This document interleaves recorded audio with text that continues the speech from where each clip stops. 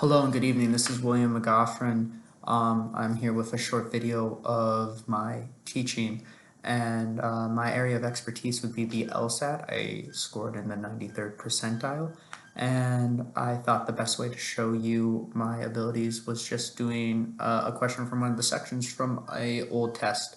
So I pulled up a logical reasoning question, and I apologize, I cannot screen share it with you, but I will just read it off for you for the purposes of this. So the important thing about the LSAT to remember is that it's a very skill-based test. There is no memorized knowledge. If you know the steps to completing a question, there's no question that can be solved. If you don't understand the steps, you're going to have a very difficult time with any question, even the easier ones.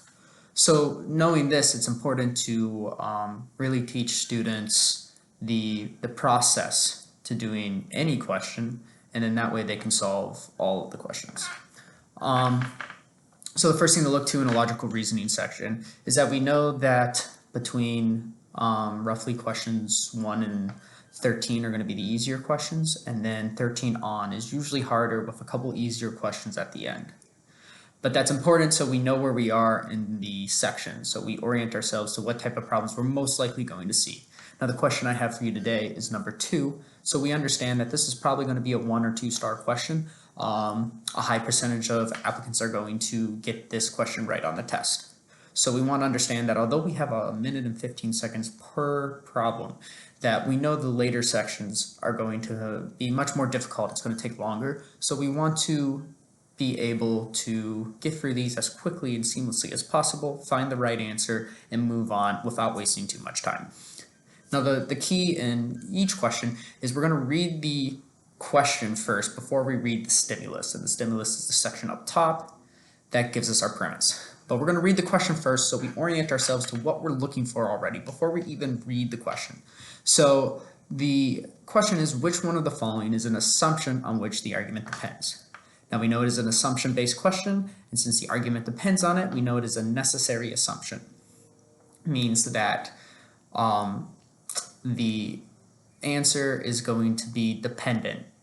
The premise up top cannot survive without it. The stimulus would fall apart without our answer. So now we go up and we start to read our stimulus.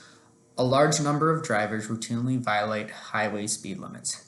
Since driving at speeds that exceed posted limits is a significant factor in most accidents, installing devices in all cars that prevent those cars from traveling faster than the speed limit would prevent most accidents. Now the first thing we're going to want to look for is the conclusion. So we're going to say installing devices in all cars that prevent those cars from traveling faster than the speed limit would prevent most accidents. We're going to section this off and know and understand that this is our conclusion. This is what the argument is putting forward. We also want to take care of any language that sticks out to us, like we see in it, most accidents. That's important, not saying all accidents or a few accidents, but most accidents would prevent most accidents is important. And after that, we understand the question. We've read the stimulus, we've identified the conclusion. Now we're going to want to make a prediction.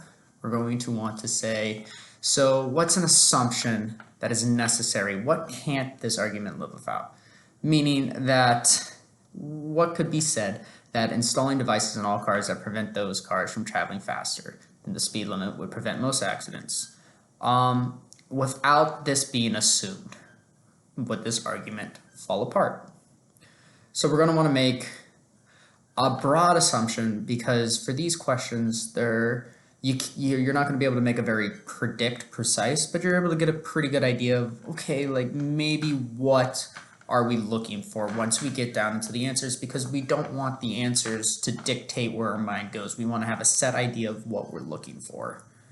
So the first thing that comes to mind is, well, maybe accidents can happen when people are not going over the speed limit, maybe something along those lines, something dealing with the speed limit of cars when they have an accident. So we keep that in mind, and then we go to the questions. So a person need not be a trained mechanic to install the device properly. Well, this is out of scope. This doesn't really help with the problem. This doesn't help solve the problem. it's an assumption that we don't need to concern ourselves with. So we're going to cross this out. We know that has nothing to do with our problem above. Then we go on to B. Most accidents are caused by inexperienced drivers. Again, we're not dealing with the speed of cars when they have accidents, but we're dealing with inexperienced drivers. Now, our stimulus doesn't say anything about inexperienced drivers, so we generally know that this, for the most part, is probably out. We're going to get rid of B as well. Now we see C here. A driver seldom needs to exceed the speed limit to avoid an accident when none of the other drivers involved are violating the speed limit. So let's think about this. A driver seldom needs to exceed the speed limit to avoid an accident. Well, if they needed to exceed the speeds to avoid an accident and they couldn't because of our new device, well, this would cause more accidents. So if this were true, then the premise wouldn't be correct. And then we go back again and we think to ourselves, okay, installing devices in all cars that prevent those cars from traveling faster than the speed limit would prevent most accidents. And here we are saying that in most cases, a driver does not need to exceed the speed limit to avoid an accident. Well, this is an assumption that is necessary. If we were to flip it and say that a lot of times drivers need to exceed the speed limit to avoid an accident, well, then our argument would fall apart. So we have a pretty good idea that C is correct. Now on test day, when we're in question 2, we're going to assume that there isn't a lot of trick answers to trip us up and try to get us to bite on a wrong answer. So I would recommend picking C and moving on immediately.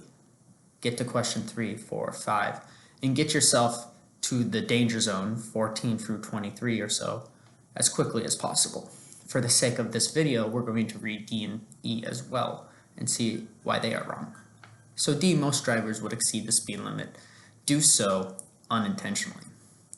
Well, that doesn't change the fact that accidents happen and that a device would actually stop it. In fact, if they were usually exceeding speed limits unintentionally, that just helps further prove that our device would work. So again, this is not an assumption that is necessary. And finally, we have E. Even if the fines for speed limit violations were increased, the number of such violations would still not be reduced. We look at it and we say, okay, well, this says that another possibility would not work.